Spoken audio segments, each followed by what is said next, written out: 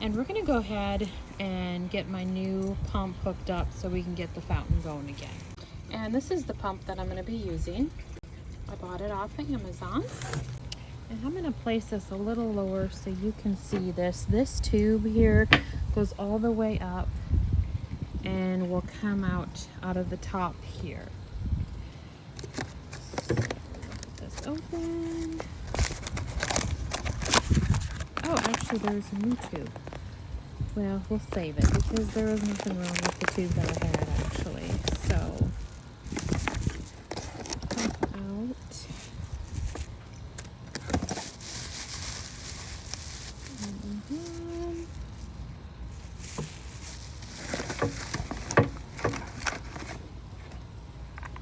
Go ahead and screw the nozzle in there. And attach it like so. And then we'll go ahead and we'll put this on the bottom of the water feature.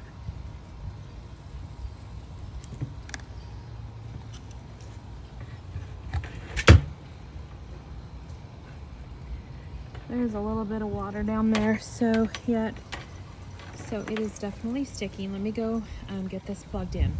So before I plug this in, I'm actually going to fill this up with water. Okay, so we got it filled up pretty good. I'm going to go ahead, get it plugged into my outdoor extension cord. Woo. And we'll go ahead, get the back covered up. It's kind of funny right now. I think it's kind of, let's see what it does. All right, it's trying. And there we go. We are back in the fountain mode again. I actually purchased this last year from Lowe's. I tend to go to Lowe's a lot, as you can tell. I'm always talking about what I get from Lowe's.